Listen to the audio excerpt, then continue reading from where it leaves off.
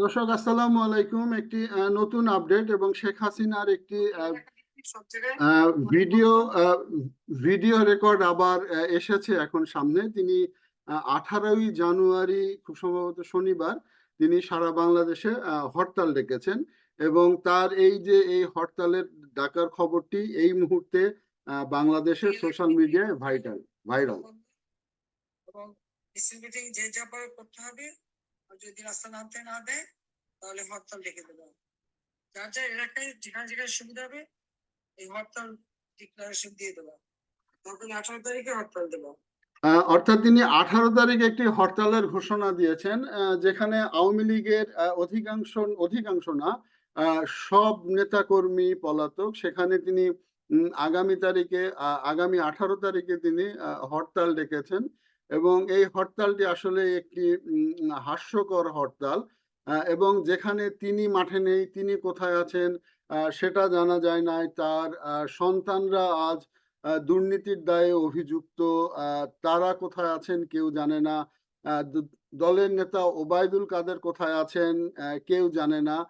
দু একজন হয়তো মানে কোনো উন্নত দেশে গিয়ে, যারা সেসব দেশের নাগরিক, শুধুমাত্র তারা আসছেন এবং তারা কথা বলছেন। এর বাইরে কিন্তু আর কেউ কোনো কথা বলছে না। তো এর মাঝখানে শেখ হাসিনার এই ভিডিও কল রেকর্ড, এবং ভিডিও কল রেকর্ডে তিনি কারো কাছে যেতে মানা করেছেন, তিনি হরতাল ডেকে দেওয়ার কথা বলেছেন। এই ভিডিওটি আসলে এখন পর্যন্ত সম্পূর্ণভাবে জানা যায়নি তিনি কার সাথে কথা বলছেন বা কি বলছেন। তবে এই যে 18 তারিখের এই হরতাল ঘোষণা, এই ঘোষণাটি আসলে আসার পরে কিন্তু জনমনে একটি ব্যাপক কৌতূহলের সৃষ্টি হয়েছে। যেখানে শেখ হাসিনা নেই, তিনি ভারতে পলাতক আছেন, দলের কোনো নেতাকর্মী নেই, সেখানে তার এই হরতাল ডাকা আসলে খুবই দুঃখজনক। আরেকটি বিষয় হচ্ছে যে আপনারা জানেন যে এই হরতাল, অসহযোগ, এগুলো ডাকা শেখ হাসিনার জন্য নতুন কিছু না। তিনি যখন এরশাদ পতনের পরে যখন বিএনপি ক্ষমতায় এসেছিল, তখনই তিনি বলেছিলেন যে এক মুহূর্ত তিনি শান্তিতে থাকতে দিবেন না এবং দিবেন না বিএনপিকে। এবং এই মুহূর্তে প্রফেসর ইউনূস ক্ষমতায় আসার পরে একটি বিপ্লবের মাধ্যমে, এবং তিনি পালিয়ে যাবার পরে তিনি যখন কোথায় আছেন তারই কোনো ঠিক ঠিকানা নাই। কোথার থেকে তিনি এক অডিও বার্তা পাঠালেন এবং সেই অডিও বার্তায় হরতালের ডাক, এটা জনগণ কতটুকু পালন করবে সেটাই কিন্তু দেখার বিষয়। আর অন্যদিকে যেটা হচ্ছে যে ছাত্রলীগ নিষিদ্ধ, অর্থাৎ শেখ হাসিনার একটি অন্যতম ফোর্স সেটি নিষিদ্ধ। তারা কখনোই রাস্তায় নামবে না এবং বা নামতে পারবে না। আর অন্যদিকে এখনো আওয়ামী লীগ নিষিদ্ধ হয়নি, কারণ এক্ষেত্রে আপনারা জানেন যে বিএনপির একটি প্রেসার রয়েছে যে আওয়ামী লীগকে নিষিদ্ধ করা যাবে না। তো অনেকেই অনেক কথা বলেন যে বিএনপি কেন বলছে যে নিষিদ্ধ করা যাবে না, নিষিদ্ধ কেন করবে না। আসলে বিএনপি হুট করে কোনো একটা কিছু করতে পারে না। এটি বাংলাদেশের এখন ওই সেন্সে একটি 50 বছরের একটি পুরাতন রাজনৈতিক দল। যে রাজনৈতিক দলের প্রতিষ্ঠাতা জিয়াউর রহমান, যিনি বহুদলীয় গণতন্ত্র এদেশে প্রতিষ্ঠা করেছিলেন। ইতিহাস তো আসলে এই 1 বছর বা 2 বছরের নিয়ে ইতিহাস না, ইতিহাস হচ্ছে দীর্ঘ সময়ের একটি ইতিহাস।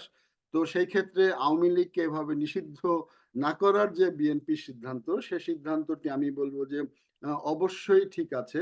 কিন্তু শেখ হাসিনার এই উল্টাপাল্টা যে তিনি কর্মসূচি ঘোষণা করেছেন, আলটিমেটলি সেই কর্মসূচি কতটুকু সফল হয় এখন সেটাই দেখার বিষয়। এবং তার নেতা কর্মীরা আদৌ তার ডাকে সাড়া দিবেন কিনা সেটা একটা দেখার বিষয়।